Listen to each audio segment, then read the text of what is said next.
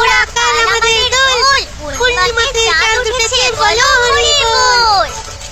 ও বাচ্চাদেরই আনন্দটা আমার এত ভালো লাগে। মন্ত্রীমশাই, আজকে রাত কাটলেই কাল দোল। আমাকে মনে করানোর কারণ নেই, আমি জানি। মন্ত্রীমশাই, তাহলে কাল আপনি রং মাখবেন না? এবার এমন জায়গায় আমি লুকোবো যে কারো চোখে পড়বে না।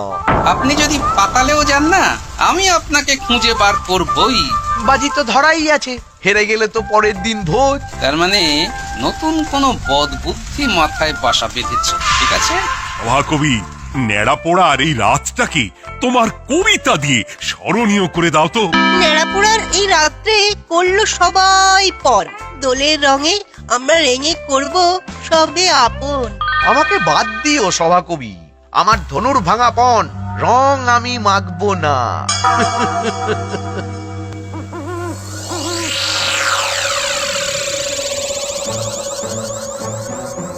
দাঁড়াও, আগে দেখি কেউ আছে কিনা। কেউ নেই, এখন টুকুস করে বেরিয়ে এসো।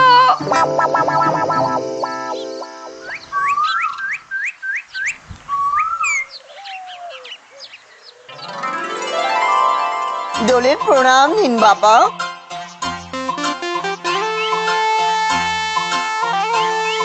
তোমাকেও দোলের শুভেচ্ছা জানাই বাবা।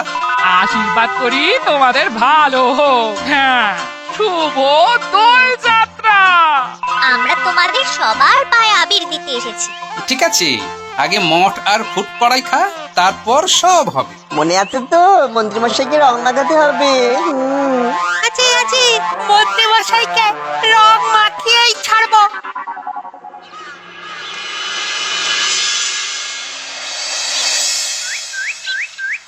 তোমাদের সবাইকে দোলের শুভেচ্ছা। শুধু বেরসিক বেরঙিন মন্ত্রীটাকে রং লাগাতে পারলাম না বলে মনটা খুব খচখচ করছে। সেনাপতি, তোমার পাহারা তো কাজে দিল না, মন্ত্রী সেই পালিয়ে গেল। এটা কিন্তু তোমার গাফিলতি। তবে যেখানেই যাক, মন্ত্রী মশাই ওই কৃষ্ণনগর থেকে বেরোতে পারেননি। হ্যাঁ, কিন্তু এত জোর দিয়ে বলছো কি করে? মহারাজ, রাস্তা পুরো আটকে রেখেছি, ওখান থেকে কেউ বের হতে পারবে না। অন্য কোনো বেশ ধরেও যেতে পারবে না। হ্যাঁ, ঠিক ধরা পড়ে যাবে। ও, তার মানে বলতে চাইছো মন্ত্রী এই কৃষ্ণনগরী আত্মগোপন করে রয়েছে? আমারও তাই মনে হয় মহারাজ। তবে এখনো বলছি, মন্ত্রী মশাইকে ঠিক খুঁজে পাবো আর রঙও মাখাবো। ছাড়ো গোপাল অন্য কথা, আমরা এখন রং মাখি। দাদা বাবু, তোমাকে রং মাখাচ্ছি।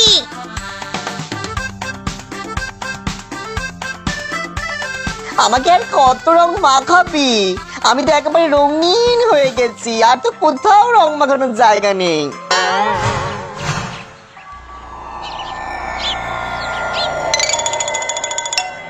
আচ্ছা দাদা বাবু, ওখানে ওটা কি ঝুলছে? হাওয়ায় আবার দুলছে। ওরে, এ তো বানরের লেজ। ওরে বাবা, এখান থেকে চল চল চল, বানরটা খেপে যাচ্ছে। বানরের চড় খেয়েছিলাম।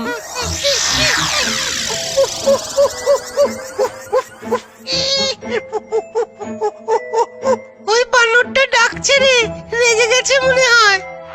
ও বানরের লেজটাই দেখা যাচ্ছে। বানরটা কোথায়? ওই যে ঘন পাতার আড়ালে ঢাকা আছে।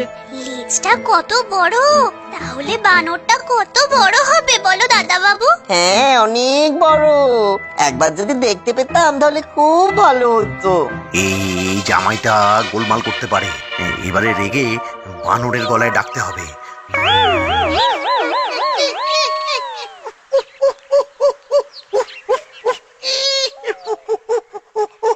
দাদা বাবু, এখান থেকে চলে চলো, বানরটা রেগে গেছে।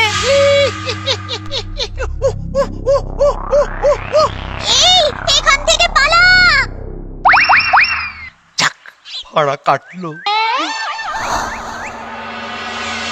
তার মানে মন্ত্রী মশাইকে আর পাওয়া গেল। মন্ত্রী মশাই, গোপালের নাকি বেশ ভালো রকম ছামা কষে দিয়েছে। সময় এখনো আছে পণ্ডিত মশাই, মন্ত্রী মশাই যে কোনো সময়ে ধরা পড়ে যাবেন। তুমি এত নিশ্চিত কি করে হচ্ছ? তুমি তো এত জায়গায় লোক পাঠালে, সব জায়গা থেকেই তো ওরা ফিরে এলো, কেউ তো মন্ত্রী মশাইকে দেখেনি। কি হলো জামাই, তোমরা এভাবে দৌড়ে এলে? একটা বড় বানর ওই বড় গাছে বসে আছে। আমরা রং খেলছিলাম, আচমকা আচমকা রেগে চিৎকার করে ডেকে উঠলো। তোরা নিশ্চয়ই ওকে বিরক্ত করেছিস, ওকে রং দিয়েছিস। না বাবা, আমরা জানি প্রাণীকে রং মাখানো উচিত নয়। আমরা কিছু করিনি, আমরা তো শুধু ওর লেজের দিকে তাকিয়েছিলাম। লেজটা কি লম্বা! বানরটাকে দেখিসনি? ঘন পাতার আড়ালে ছিল। যাকে ও পুটি, তোরা এইখানে রং খেল? চলুন মহারাজ, একবার বানরটাকে দেখে আসি। কি দরকার বাবা, বানর গাছে আছে, থাক ওখানে, ওকে কি দরকার জ্বালাতন করার? আচ্ছা জামাই, ওখানে কি আর কোনো বানর ছিল? না বাবা, ওই একটা বানর, তার আবার বিশাল লেজ, হাওয়ায় দুলছে। সেনাপতি, তোমার কিছু লোক নিয়ে চলো দেখি। আচ্ছা, আমরা দোল খেলতে এসেছি, দোলই খেলি না, বানরকে দেখতে যাওয়ার কি হলো?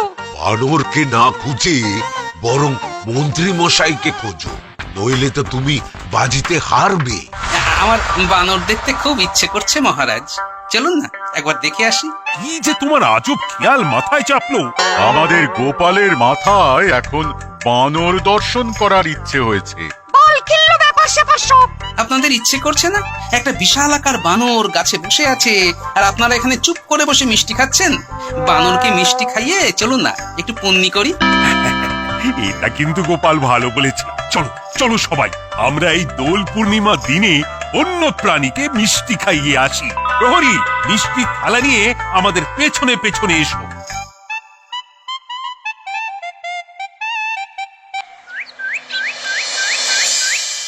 একটু খিদে খিদে পাচ্ছে।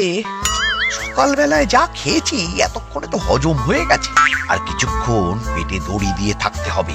প্রায় মেরে এনেছি। বাবা, গিন্নি আমার উপর ভরসা করতে পারেনি, এবার দেখিয়ে দেব।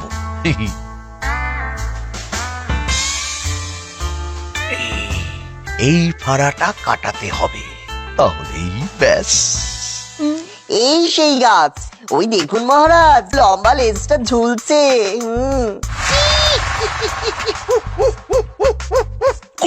গোপাল সাবধান, বানরটা সত্যি খুব বিরাট। গোপাল, সর্ববিষয় ওস্তাদি করতে যেও না, খাবে যখন বানরের হাতের চর, তখন বুঝবে। বানরটার খুব খিদে পেয়েছে মহারাজ, তাই এই রকম চিৎকার করছে। খাবার টোপ দেখাচ্ছে, আমাকে পোকা পেয়েছে তো। বেশ তো প্রহরী, খাবারটা একটা জায়গায় রাখো। গোপাল, তুমি ওখান থেকে সরে এসো, খাবার সময় ওরা একদম বিরক্ত করা পছন্দ করে না। বানরটা কি একটা ডালে থামের মতো বসে আছে নাকি? আমরা এখানে এসেছি, আমাদের গলা শুনছে, তবু নড়ছেও না চড়ছেও না। এটা কি বানর নাকি না? এরকম একটা সন্দেহ হচ্ছে। ওহ গোপাল, তুমি কিন্তু একদম কথা শুনছো না। তুমি এদিকে এসো। জামাই, তুমি তোমার শ্বশুর মশাইকে এদিকে নিয়ে এসো। আর প্রহরী, তুমি খাবারের থালাটা গাছের তলায় রেখে এসো। আয় আয় বানর, বানর রে, খেয়ে নাও, তোমার ল্যাজটা একটু নাড়াও। আয় আয় আয় আয় আয় আয় আয় আয় আয় আয় আয় আয় আয়। আমি একটু কাব্য করে বলি। বলো বলো, তোমার কাব্য শুনে যদি গা গতর নাড়ায়। আয় রে বানর, আয় রে আয়, বেলা যে দেখো পড়ে যায়, কেমন ধারা বানর তুই। বানর তোমার ল্যাজটা ছুঁই, হাওয়ায় দোলে ওই ল্যাজ, নির্ঘাত কিছু আছে প্যাঁচ, দিলাম একটা টান ঘ্যাচ। হ্যাঁ, বানর বসে আছে ডালে, ল্যাজ পড়লো আমার পালে। এই কেমন বানর বাবা? কিরকম ব্যাপার হলো? ও মন্ত্রী মশাই, নেমে আসুন। মন্ত্রী মশাই মানে? মন্ত্রী মশাই বানর সেজে মগ ডালে বসে রঙের হাত থেকে বাঁচতে চেয়েছিলেন মহারাজ, কিন্তু সে ঘুরে পারলি। মন্ত্রী নেমে এসো, নইলে এখান থেকে রং ছুড়বো। নামছি নামছি নামছি নামছি। নাও গোপাল, তুমি প্রথম রং লাগাও।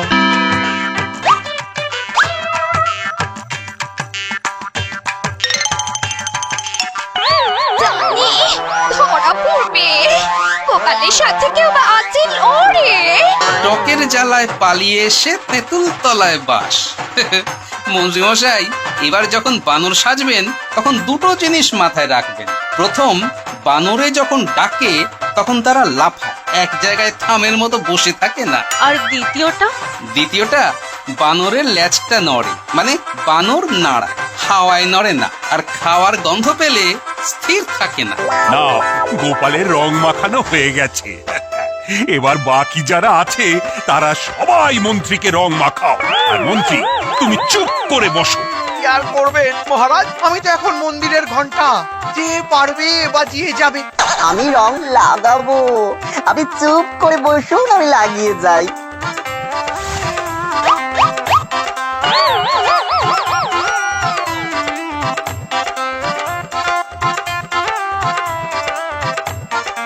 তাহলে মন্ত্রী, গোপালের সাথে রং বাজিতে তুমি একেবারে ধরাশায়ী।